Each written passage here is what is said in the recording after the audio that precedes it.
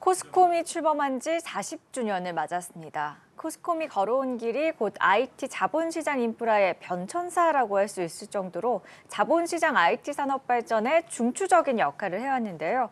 지난 40년과 앞으로 걸어갈 길은 무엇인지 신용훈 기자가 짚어봤습니다.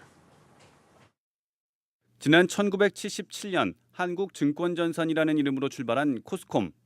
창립 이후 40년간 국내 증권시장의 매매 체결 업무를 비롯해 시장 정보 실시간 전달 시스템, 인증과 보안 시스템 등을 개발하는 등 자본시장 IT 인프라 구축을 주도해 왔습니다. 창립 초기 코스콤의 첫 임무는 수기로 기록하던 시세 게시판을 전산화하는 것이었습니다. 1970년대 당시 국내 주식 매매 현황은 사람이 게시판에 일일이 분필로 적는 방식으로 이뤄졌습니다. 그렇다 보니 시차가 발생하고 매수자와 매도자 모두 수기가 완성될 때까지 기다린 뒤에야 체결 결과를 알 수 있었습니다. 하지만 코스콤의 실시간 시세 게시 시스템이 도입되면서 우리 증시는 새로운 전환기를 맞게 됩니다. 고객이 주문을 창구에서 내면은 그걸 따로 전화를 하거나 해서 요 거래소 안에 자기 거래원한테 딱 전달이 됩니다. 그 전달하면 그걸 포스트에 내는 거예요.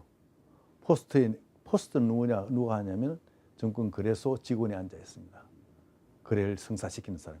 그걸 내면은 거래 우선의 원칙이 따라서 딱 하면은 그 결과를 집어넣습니다. 이렇게. 그때 들어가는 게 매매 체결 가격, 그다음에 호가, 그다음에 거래량 이런 게 들어갑니다. 그게 이제 들어가자마자 바로 리얼타임으로 전광판에 딱 붙어야 돼요. 이후 실시간 전광판 시스템은 일선 증권사로 확대됐고 전국 지점에서도 매매 현황을 쉽게 파악할 수 있게 됐습니다. 1980년 이후 코스콤은 증권정보 문의 단말기와 주식 매매 시스템 등을 잇따라 개발하고 90년대에는 선물과 옵션 매매 시스템, 인터넷 HTS 등을 개발하기에 이릅니다. 또 2000년 이후부터는 주식과 선물 옵션 업무에 필요한 각종 원장을 관리해주는 파워베이스 시스템과 투자 상품별로 달랐던 매매 시스템을 하나로 통합한 엑스추어 시스템을 개발하는 등 국내 자본시장 IT를 글로벌 수준으로 끌어올리는 데 결정적인 역할을 하게 됩니다. 1990년대 후반부터 이제 인터넷이 일반적으로 보급되어지고 인터넷이 어떤 거래의 중심으로 바뀌어지면서 그런 인터넷 거래의 기반 인프라를 제공하는 것으로서 역할이 변화되거나 더 보강되거나 한 그런 역할을 했었고요.